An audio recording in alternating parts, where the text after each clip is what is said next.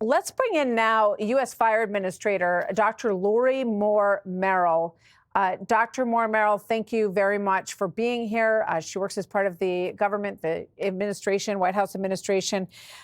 Dr. Moore-Merrel, thank you for joining us today. Thank you very much for having me. And I'm assuming you can hear and see me okay.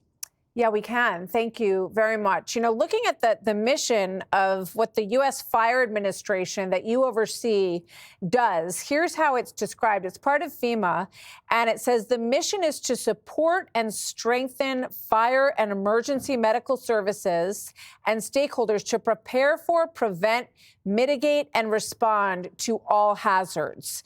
How would you say your part of the administration has done in this instance, in this disaster?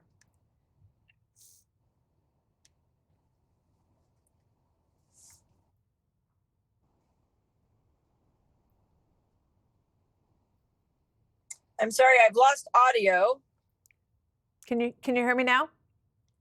I can now. Yes, thank you. Okay. I don't know if you heard me just describe what is on the website for the U.S. Fire Administration that you oversee. And basically, it's preparation for prevention, mitigation to these kinds of fire hazards. So how are you feeling today as you look at this? Has the United States government accurately prepared for what we're seeing unfold right now? You know, as you describe our mission is to work with local responders to do the items that you mentioned. And so our mission is to make sure we're reaching down to local communities where our departments that we represent are reaching then into their community. So we provide information, we provide data, we provide resources that reach down into local communities to help people know, work through their fire departments to make sure those fire departments have the resources they need to respond in these cases. Now, one of the things that we focused on here and that's being focused on in the moment, and properly so, is the response to these fires. And there are multiple fires, as you know. The response here, they have done everything they could do, and it's been done as well as possible under these extreme conditions. The problem is that before the fire ignition, we had massive fuel loads. We had massive weather variables that came into play here. And when you have both those things, heavy fuel and high wind, and you have an ignition, then the results are what we're seeing play out in front of us. Oh, understood. However, the dry conditions in California have been discussed for months and months. There were warnings about it in early December. The Santa Ana winds are nothing new to California.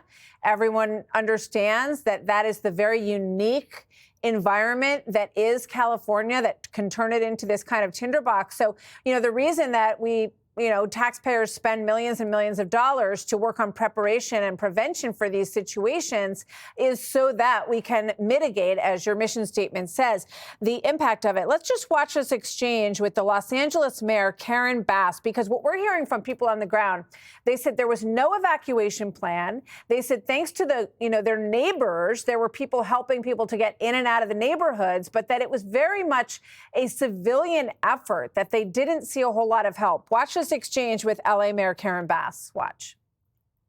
We're almost 48 hours after this fire started. There's not resources up there. The hydrants aren't working. Where's the National Guard? Where are miles and miles of water tenders? How are we addressing this? Fire hydrants are not constructed to deal with this type of massive devastation, and that the number one problem, especially on Wednesday, was the fact that we weren't able to do the air support because of the winds. Is that a satisfactory answer? And the winds are part of the environment, as I said. But was enough water pre-positioned in places that it could be called upon for this massive effort, which, people have, as I said, been warning about since early December? Water in this situation comes not just from the hydrants, but there are other water sources. And so when firefighters were faced with the circumstances where they did not have water coming from hydrants, then they do other things. In other words, they go to bring in water tenders or tankers. We find water and other places to bring to the suppression efforts. But it's not just about the suppression. The firefighters are also doing life safety, and that's incredibly important. You see, this was a fast-moving, wind-driven fire, as we've mentioned. That means for us in firefighter speak, it's a horizontal fire. It's a structure-to-structure fire spread that is a conflagration. No firefighter, no suppression efforts is going to get in front of that. It just isn't. Under these circumstances, we have to do other things. In primary is rescue, life safety, and then we do suppression where we have the resources to do so and the circumstances allow. Okay.